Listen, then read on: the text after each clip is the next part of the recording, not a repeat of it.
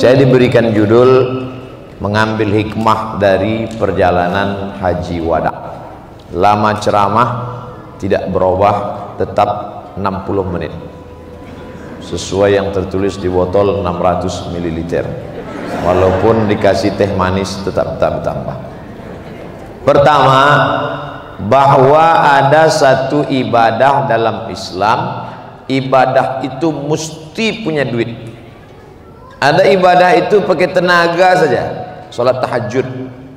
Ada ibadah itu pakai air liur, baca Quran. Ada ibadah itu tak pakai air liur, tak pakai tenaga, yang penting tahan aja, puasa. Tapi yang satu ini mesti pakai duit, itulah dia haji. Dan orang yang beribadah pakai duit ini balasannya cash. Wal hajjul mabrur laisa lahu jaza illal jannah. Orang yang haji mabrur balasannya langsung disebutkan dalam hadis surga. Mudah-mudahan pertemuan Bapak Ibu jamaah haji ini adalah pertemuan para penghuni surga insyaallah. Tapi kalau kita lihat dalam perjalanan Nabi, hajinya hanya sekali saja. Seumur hidup Nabi hanya sekali. Itulah dia haji wada. Haji yang terakhir, yang pertama dan penutup. 2 bulan setelah itu dia meninggal dunia. Haji bulan Zulhijjah, 10 Zulhijjah, 11, 12, 13 Tasyrik, meninggal 12 Rabiul Awal. Zulhijjah 10 hari, Muharram, Safar, Rabiul Awal, lebih kurang 2 bulan meninggal. Tak ada lagi haji setelah itu. Pelajaran pertama yang dapat diambil, hai orang beriman, carilah duit banyak-banyak, pergilah haji sekali saja. Bapak Ibu yang sudah nyetor ONH untuk berangkat haji kedua, ketiga 30 juta, besok pagi tarik duit itu balik, masukkan ke program dakwah pedalaman. Itu apalagi pergi haji. Yang sudah setor ONH plus 100 juta cukup sekali haji. Yang haji 2-3 kali. Karena haji hanya sekali saja. Ini kadang banyak juga yang pergi haji ini yang pertama dulu kurang puas Pak Ustadz. Bukan kurang puas ibadahnya, shoppingnya. Ceret kuning belum dibeli, tempat celak belum, tasbih permata belum. Bapak Ibu jangan lupa, entah siapa yang menyusunnya di Makkah itu saya tak tahu. Ini hotel, ini masjid. Antara hotel dan masjid pasar, sehingga orang sekali ke masjid 2 kali ke pasar. Ini hotel, ini masjid, pergi pulang ke masjid berapa kali? Sekali, ke pasar 2 kali. Oleh sebab itu maka pergilah haji sekali saja. Umroh Pak Ustadz, nah, ini saya serba salah cerita umroh. Mau saya minimalisir umroh, sementara di hadapan saya ustadz-ustadz gaib umroh. Saya sendiri pun bawa umroh. Tapi saya umroh setahun sekali. Karena memang Nabi umroh seumur hidup 4 kali. Umroh tahun ke-6, umroh Hudaybiyah. Umroh tahun ke-7, umroh qadha. Umroh tahun ke-8, itulah Fatu Makkah. Umroh tahun ke-10, haji wada. 4 kali cuman dia umroh. Jadi Bapak Ibu yang sudah umroh 4 kali, yang kelima tak usah jadi berangkat, duit itu masukkan lagi ke dakwah pedalaman. Apa maknanya? Bahwa beribadah itu merasakan nikmatnya sama antara mengeluarkan duit untuk ke Makkah dengan mengeluarkan duit untuk dakwah suku pedalaman. Kalau sama rasanya, berarti sudah menikmati ibadah. Saya Pak Ustadz, waktu mengeluarkan 30 ke Makkah nikmat, tapi waktu 30 untuk suku pedalaman sakit saya. Ngerti belum? Belum terasanya lagi ibadah itu. Karena ada embel-embel. Yang ke suku pedalaman tadi masuk 30 hilang, tak nampak kesannya. Kalau yang ke sana tadi naik pesawat bolak-balik, tinggal di hotel, bisa pula selfie sama pramugari. Bagi bapak-bapak yang bininya tak ikut. Oleh sebab itu maka ini yang pertama, bahwa carilah duit. Ada satu kabupaten di Riau. Riau itu 12 kabupaten kota. Salah satu kabupaten miskin susah. Bupatinya ngomong ke saya, menurut survei ekonomi lembaga survei Ustadz, ini kabupaten kami termiskin, tersusah, termelarat, tapi jamaah hajinya terbanyak. Kenapa bisa begitu?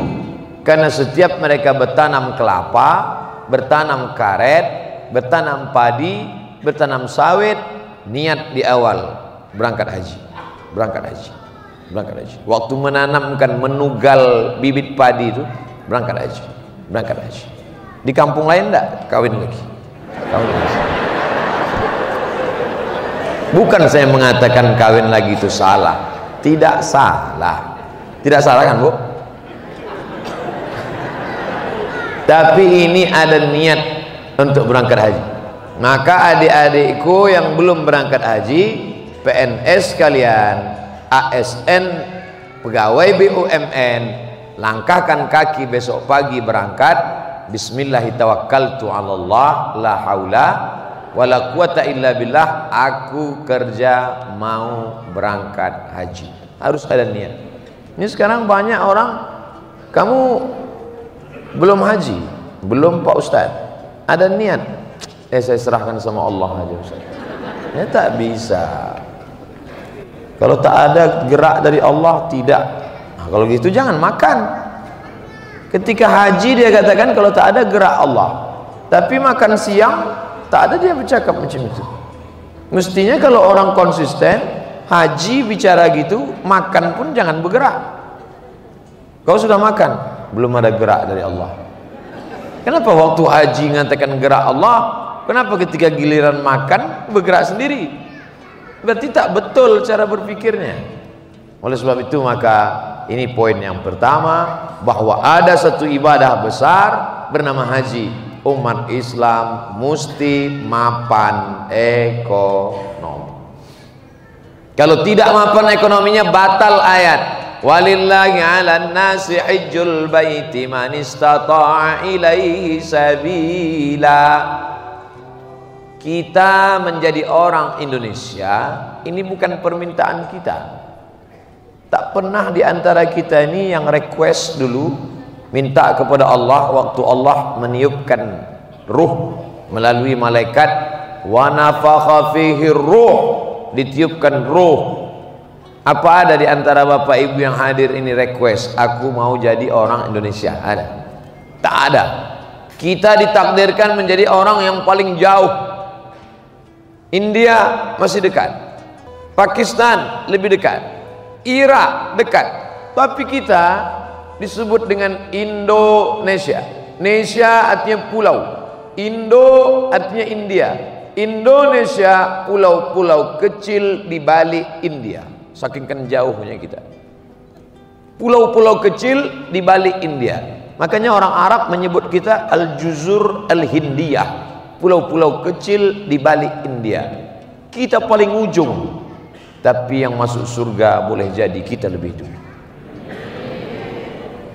Itu cara menyenangkan hati orang yang ngantri paling ujung. Karena tidak ada jamin, Nabi menjamin bahwa kamu akan masuk surga belakangan karena belakangan masuk Islam. Tidak.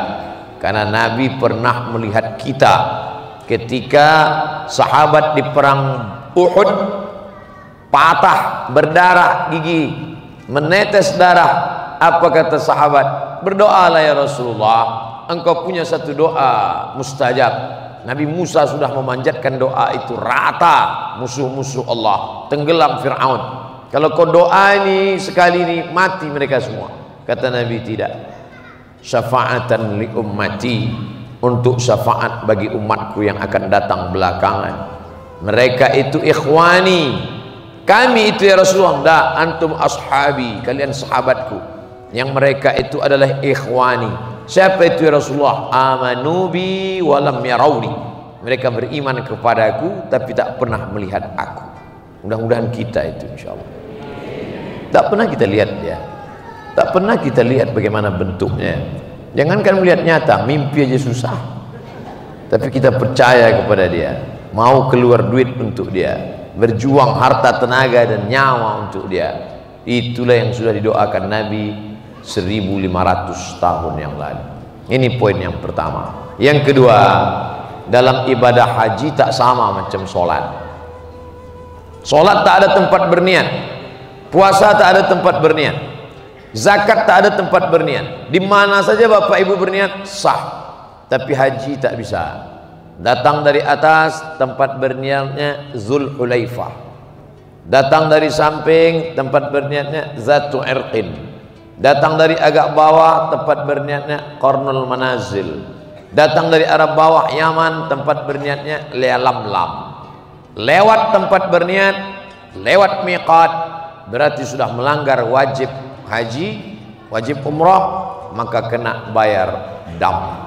Ini poin yang kedua tentang urgensi pentingnya niat.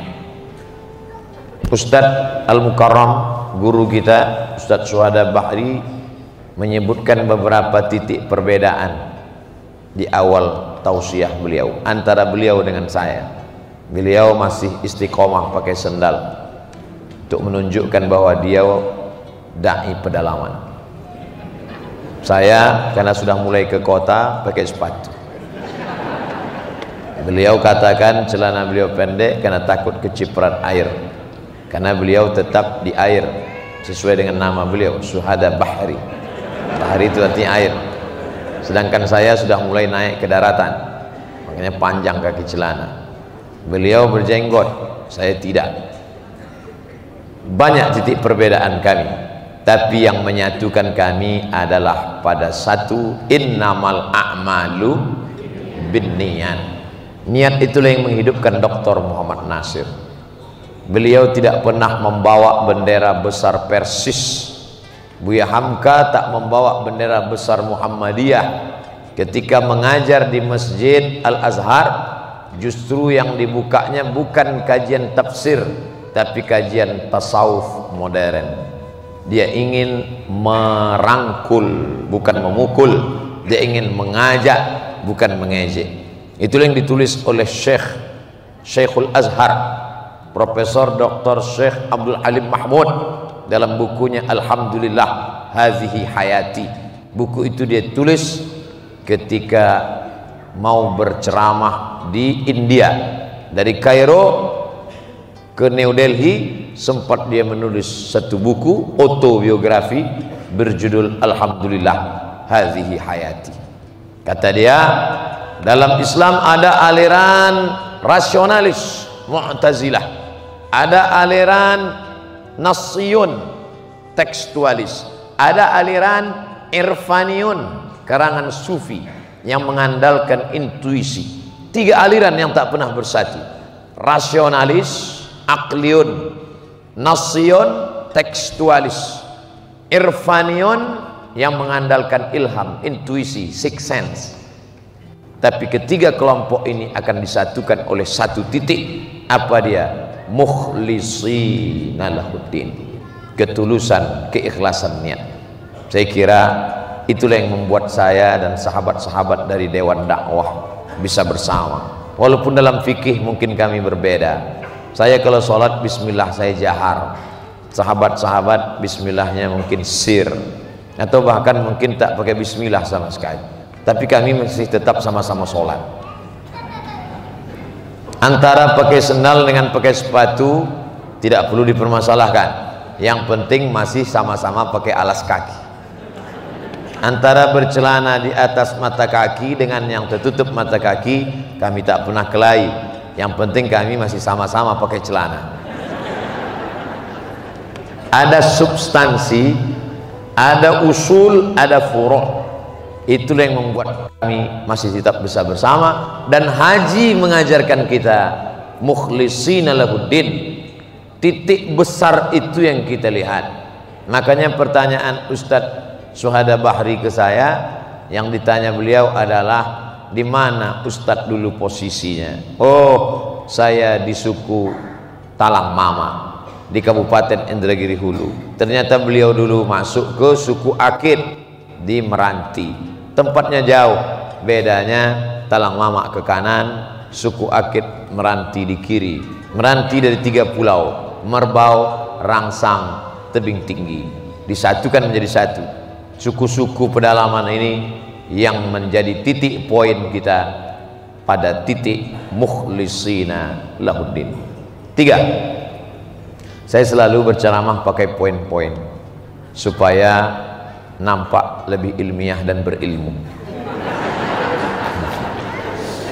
dan juga untuk memudahkan wartawan-wartawan, intel-intel yang ingin mencari apa isi ceramahnya. Kadang mereka kan tugasnya dari kantor berat, simpulkan apa ceramah dia. Kalau ceramah saya terlalu tinggi, kasihan juga mereka payah menyimpulkan. Jadi dengan ini mudah dia menyimpulkan, sehingga nanti melapor ke atasan tak terlalu susah. Meringankan beban orang itu dapat pahala. 2 dia dapat, tugasnya selesai dan bisa merangkum ceramah. Yang ketiga, bahwa setelah sampai di kota Makkah Al-Mukarramah, ibadah yang pertama dilakukan adalah tawaf.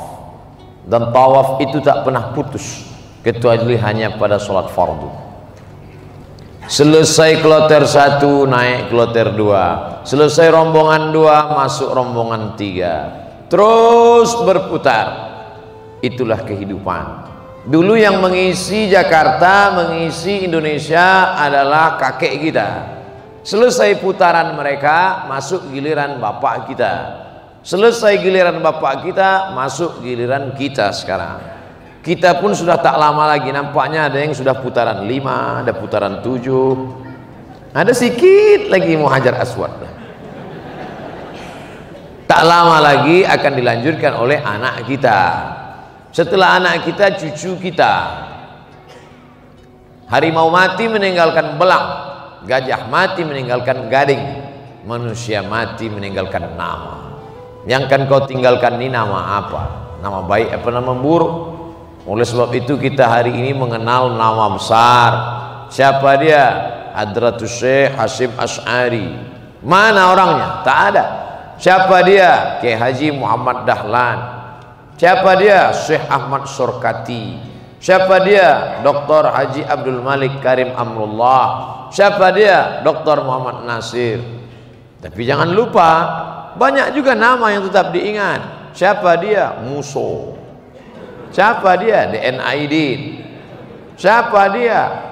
Yang ini mati, yang ini meninggal. La taqulu liman yuqtalu fi sabilillahi amwat. Jangan kau katakan mereka mati.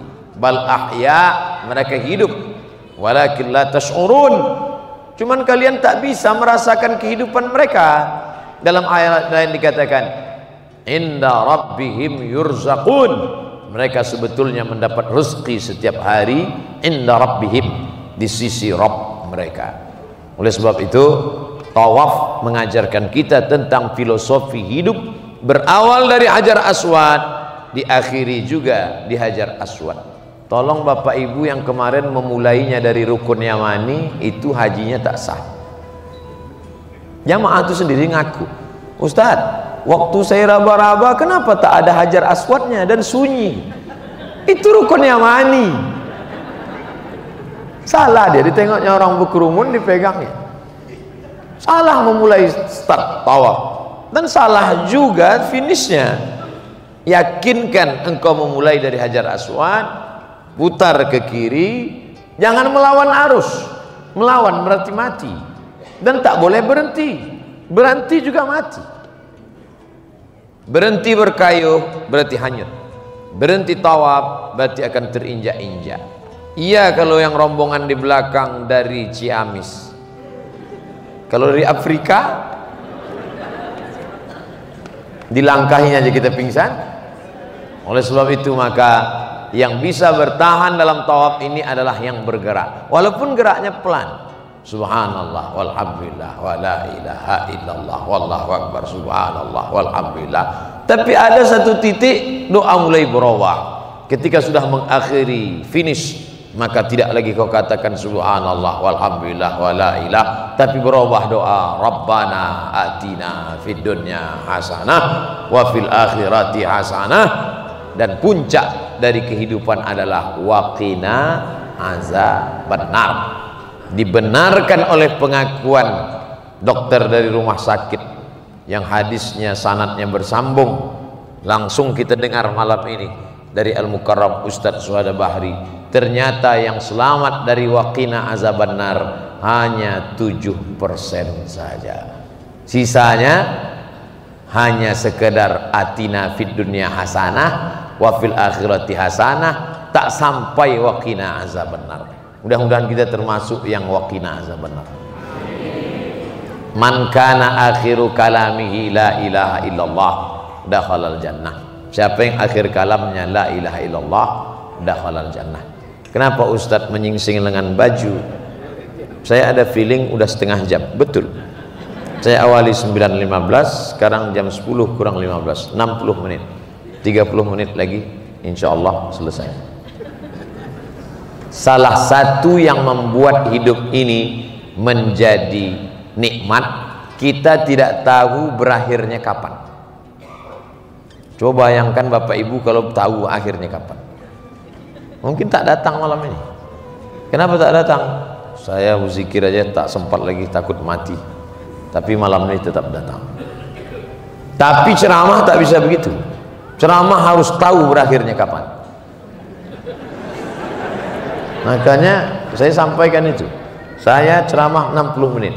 Karena banyak orang menjadikan ustadz sebagai pelengkap penderitaan. Sudahlah di kantor ditekan atasan, di jalan kena tilang, di rumah ditekan bini, ustadz pula tak tahu entah kapan selesainya. Nah, maka saya ingin menyatakan selesai 60 menit, kesimpulan dapat ditarik. Berakhir tawaf, kemana lagi kita pergi? Jangan langsung kegiatan berikutnya. Tenggorokan kering, ambil sejenak air zam-zam. Filosofi yang keempat, bahwa ada rehat sejenak. Faiza farauta fansab.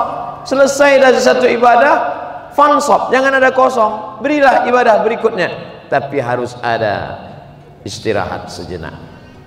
Ambil air zam-zam, menghadap ke kiblat.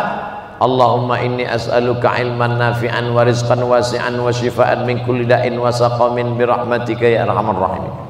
Kalau tak hafal doanya, gerak-gerakkan aja mulut.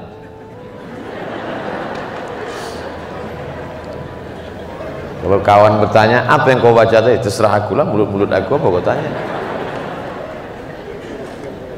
Apa yang dimintakan di situ? Ilman nafi'an wa rizqan wasi'an wa shifaan. Yang pertama ilmu dulu.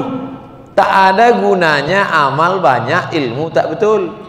Ilmu pokok pangkal. Makanya Imam Al-Bukhari lebih dulu mengawali kitabul ilm. Bagaimana cara ibadah. Habis kitabul iman, baru kitabul ilm. Tak ada guna beriman kalau tak berilmu, karena ibadah batal. Batal kalau tidak tepat ilmunya. Lalu kemudian rizqan wasi'an. Setelah ilmunya benar, rezekinya terbuka. Karena janji Allah, walau anna ahlal qura amanu, kalau penduduk negeri itu beriman, wattaqau, bertakwa, iman, takwa muncul dari ilmu yang benar, beribadahnya benar, la fatahna alaihim barakat, kami bukakan barokah-barokah, rezeki terbuka, ilman nafi'an, wa rizqan wasi'an, wa shifaan, kalau sakit sembuh. Tak ada guna rezeki banyak badan sakit. Apa guna rezeki banyak badan sakit?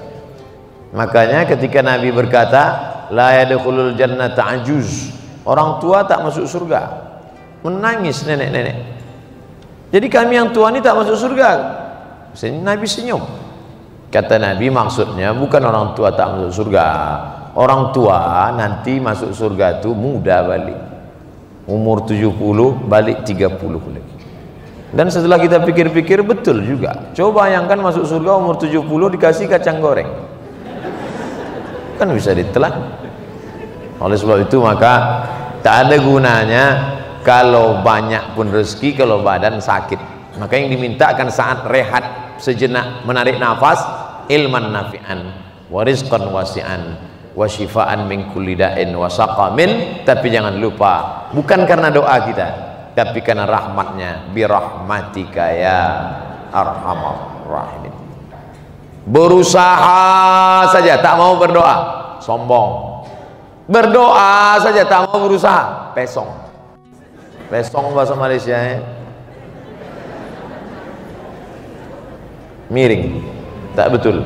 Maka kita di situ disuruhnya berdoa. Setelah berdoa masuk yang kelima, sa'i. Kalau saya sedang manasik, saya tanya Bapak Ibu peserta manasik, apa tuh sa'i Bapak Ibu? Dari kecil Pak Ustaz. Sa'i buka kamus, sa'a yas'a, sa'i usaha. Berusaha. Kenapa usaha? Karena ada perempuan yang solehah, istri dari suami yang soleh, anaknya juga laki-laki yang soleh. Nama suaminya Ibrahim, nama anaknya Ismail, nama dia Hajar. Tinggal di tanah suci, tapi dia tidak hanya mengangkat tangan minta air, dia naik ke bukit Safa, dia pergi ke bukit Marwah. Dari Safa ke Marwah, dari Safa ke Marwah tak ada air. Naik ke Safa tak ada air, naik ke Marwah tak ada air. Rupanya Allah mau kasih tahu, bukan karena usahamu itu air ada wahai Hajar, tapi justru ketika sudah kembali Allah tidak keluarkan air dari tumit Hajar. Kalau ada orang melihat air di bukit Safa dari tumit Hajar, orang akan berkata, ini kan karena usaha Hajar.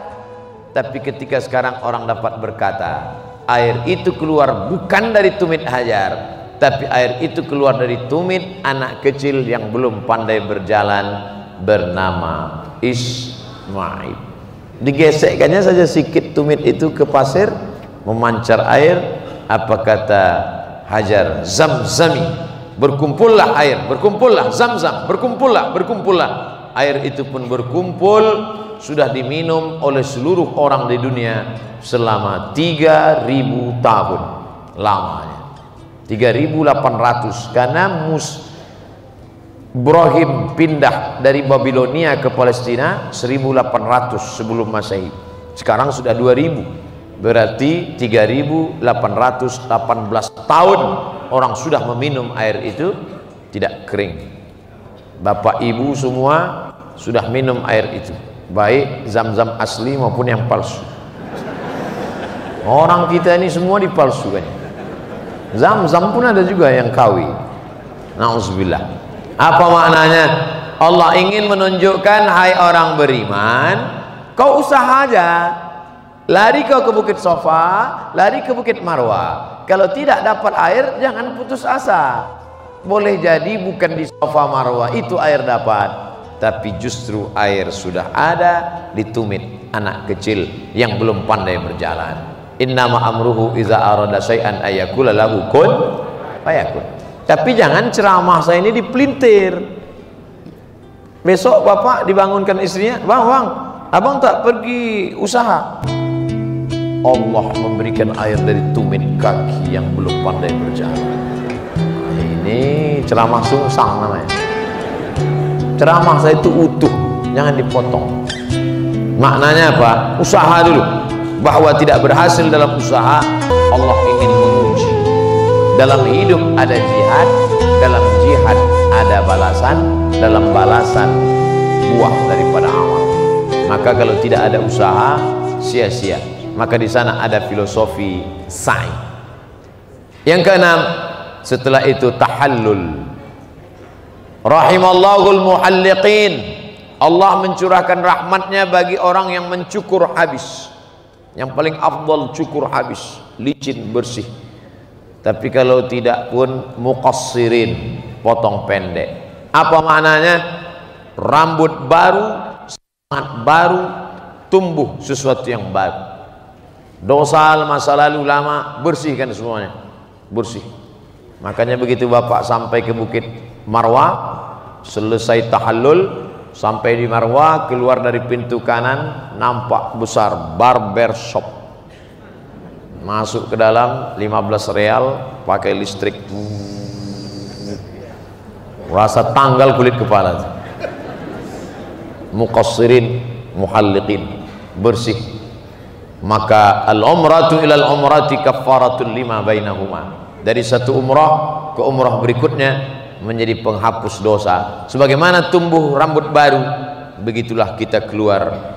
Kharaja kayauma waladathu ummuh, keluar seperti pada saat dia dilahirkan dari rahim ibunya. Lahir dari rahim ibu, cukur rambut, semangat baru. Karena anak yang baru lahir itu kullu mauludin murtahanun biaqiqatihi, setiap anak yang lahir tergadai karena akikahnya.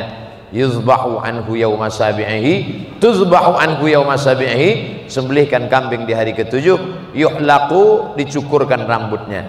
Itulah mengapa kita bercukur, sebagaimana keluar ke alam dunia cukur bersih, begitu jugalah yang punya masa lalu bersih sebagaimana dulu keluar dari rahim ibu. Maka orang-orang yang pelaku dosa, yang gelap dunia, maka balik dari haji itu bersih. Tapi banyak juga orang merasa dinding sudah bersih, kotori sekali lagi. Ibu kemarin waktu di tanah suci kan bajunya panjang, menutup aurat. Ini kenapa tuntutan skenario, Pak? Saya profesionalisme kerja aja. Nah, ini yang terjadi sekarang. Tak ada kesan. Padahal makna mabrur adalah ada perubahan. Saya heran nengok Pak Haji itu, Pak Ustaz. Tak ada perubahan. Dulu sebelum berangkat bercelana pendek, sekarang tak bercelana sama sekali. Nauzubillah. Yang ketujuh, ini khusus hanya ada pada haji. Al-Hajju Arafah. Kalau tidak bisa tawaf, bisa didorong. Tidak bisa melontar jumrah, bisa badal, dilontarkan. Tidak bisa sa'i, bisa dorong. Tapi kalau untuk wukuf, tak ada tawar-menawar. Makanya ada istilah safari wukuf. Walaupun 15 menit dibawa ke tengah panas di padang Arafah, buka kap ambulan, habis itu tutup, bawa balik. Al-Hajju Arafah, karena haji di padang Arafah. Disitulah pesan-pesan haji wada disampaikan Sayyidina wa Maulana Muhammad sallallahu alaihi wasallam. Di antara pesan itu pesan dakwah. Itulah yang diamalkan oleh para sahabat. Makanya Anas bin Malik tidak meninggal di Madinah. Anas bin Malik meninggalnya di Basrah, Irak. Punya murid Al-Hasan Al-Basri. Bilal bin Abi Rabah meninggal di Syam. Kemudian sahabat Nabi Abdullah bin Abbas di Taif. Artinya apa? Sahabat Nabi bertebaran. Bahkan sahabat Nabi Uqbah sampai ke Maroko. Sahabat Nabi meninggal di Aljazair, di Tunisia, Afrika Utara. Artinya apa? Sahabat bertebaran. Ketika pemerintahan Umar bin Khattab, terjadi konflik di Azerbaijan. Yang membawa itu sahabat Nabi bernama Huzaifah ibnul Yaman. Azerbaijan sekarang berbatasan dengan Qazwain, Caspian Sea, Laut Hitam, di dekat Moskow. Artinya pada zaman sahabat Nabi itu sudah sampai di sebelah baratnya ke Maghribi, Maroko sekarang, di sebelah timurnya sudah sampai ke Rusia. Dari timur ke Rusia, bayangkan itu dari Rusia sampai pula mereka ke Spanyol, Andalusia. Sahabat tidak nongkrong di Taman Raudhah. Padahal kalau mereka mau sekedar masuk surga, ma baina baiti wa mimbari raudhatun min riyadil jannah. Antara kamarku dan mimbarku ada satu taman surga. Kenapa mereka tidak di situ saja? Salat tahajud, salat witir, salat duha, salat tahajud, salat witir, salat duha, zikir, baca Quran, mati. Tapi tidak itu yang dilakukan sahabat. Kebalikan dengan orang sekarang. Ada duit, pergi ke Makkah. Terus berlama-lama di situ. Tidak salah, perbuatan itu baik. tapi meninggalkan orang di suku Akit, suku Talang Mama, suku Sakai, suku Anak Dalam, suku Kubu.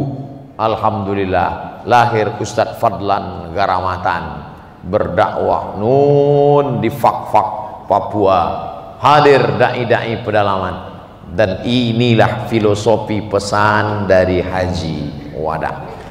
Saya dari Pekanbaru, ibu kota provinsi, 5 jam naik jalan darat, mobil tinggalkan, naik sampan masuk ke dalam 7 jam sampai saya cuma nginap 2 malam, habis itu saya pulang lagi ke Pekanbaru. Setahun saya cuma 2 kali masuk, bulan Februari, bulan Agustus. Disangka orang saya sering ke sana karena videonya banyak di YouTube. Lalu yang menetap di dalam itu siapa? Inilah dai-dai yang dikirim oleh Dewan Dakwah Islamiyah. Dari mana Ustaz tahu? Saya ketemu mereka di dalam. Kalian dari mana? Kami dari Dewan Dakwah Ustaz. Siapa yang mengutus kalian kemari? Dewan Dakwah. Cuman saya tak tahu bahwa mereka dapat 1 juta sebulan. Tak saya tanya waktu itu. Baru malam ini saya tahu. Rupanya 12 juta itu untuk setahun. Bapak ibu carilah siapa yang mau ditempatkan di dalam 7 jam naik sampan, 12 jam jalan darat, cuman dikasih 1 juta. Dan rupanya mereka banyak yang makannya habis duit itu hanya untuk ongkos. Masuk ke dalam naik sampan 800.000, tinggal 200. Masya Allah. Jadi kalau ada yang kasihan, kasihlah lebih lagi. Itulah yang kerja mereka di dalam bertahun-tahun.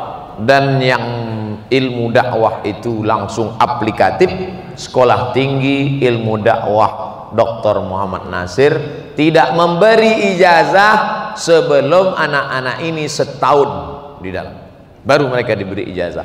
Jadi bapak-bapak rektor seluruh Indonesia, robahlah KKN yang 2 bulan itu supaya ikut. Kalau malu ngikut nggak usah sebutkan, berdasarkan riset dah apa-apalah. Yang penting jangan lagi 2 bulan.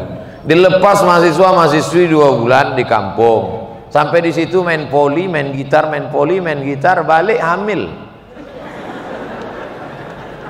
Apa pun tak ada. Saya kalau pergi ke tempat anak-anak KKN, saya tanya, di mana kalian tinggal? Satu rumah apa tidak? Ini laki-laki perempuan. Sampai ke masjid hanya membuat plak, sholatlah ke masjid. Mereka tak sholat.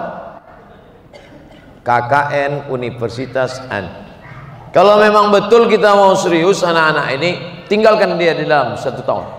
Seluruh fakultas. Di situ nanti mau kerjasama. Yang fakultas dakwah memang betul-betul bisa dia mengurus saudara yang ada di suku Akit, suku Talang Mama, suku Talang Perigi, suku Anak Dalam, suku Sakai, suku macam-macam di dalam, berdakwah dalam. Barulah terwujud yang disebut dengan integrated curriculum, integrasi antara kurikulum agama dengan umum. Yang dari Fapertapet, Fakultas Pertanian dan Peternakan, maka prakteknya di dalam juga. Bagaimana mereka bisa membuat karamba ikan, ternak ikan lele jumbo, ternak kambing, ternak sapi di dalam. Yang dari Fakultas Sains dan Teknologi, praktek juga ke dalam. Bagaimana tanpa diesel, tanpa minyak, tanpa solar bisa musola itu hidup dengan lampu listrik. Kalau cuma 2 bulan, jangan heran sarjana Fakultas Perikanan kerja teller di bank, karena dia tidak pernah membuat tambak di atas kertas. Kalau disuruh buat makalah ikan, tahu dia ikan menurut etimologi, ikan menurut terminologi sejarah ikan, tambak ikan, tapi dia tak pernah jumpa ikan. Asik makan sardin. Oleh sebab itu maka seluruh fakultas ini baru bisa berintegrasi. Materinya dari mana? Dari Fakultas Usuluddin. Menerapkannya Fakultas Dakwah.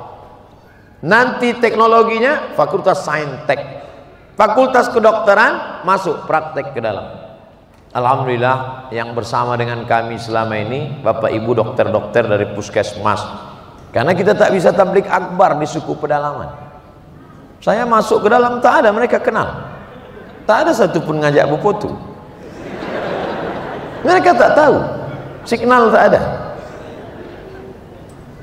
Di suku Talang itu, begitu kita masuk, balik seperti zaman batu, tak ada lagi signal.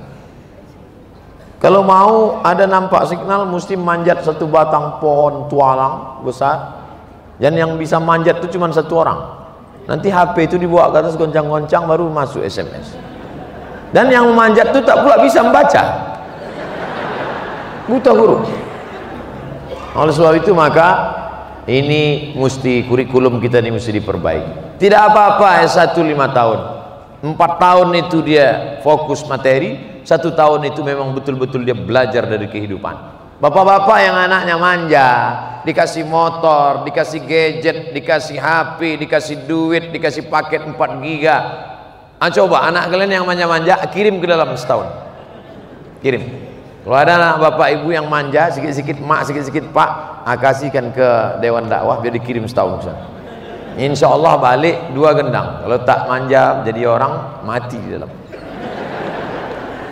Bapak ibu yang dimuliakan Allah, berdikari, mandiri di dalam. Bagaimana dia menangkap ikan, bagaimana dia bersosialisasi dengan orang di pedalaman. Inilah pesan dakwah. Makanya dalam Islam diajarkan, kuntum khaira ummah, kalian umat terbaik. Kalian umat terbaik bukan karena ke Makkah setahun 2 kali. Kalian umat terbaik bukan karena kalian hebat dalam hal tahajud. Kalian umat terbaik, ta'muruna bil ma'ruf, ajak orang buat baik, wa tanhauna 'anil munkar, larang orang buat mungkar. Tapi yang dilakukan Abdul Somad sekarang tablik akbar. Tablik akbar di depan gubernur, tablik akbar di depan bupati, tablik akbar di depan orang baik-baik. Siapa yang menyentuh di pedalaman Kalimantan, pedalaman Sulawesi, pedalaman Papua, pedalaman Sumatera, pedalaman Jawa? Bukan basa-basi, saya yang sendiri mengalami.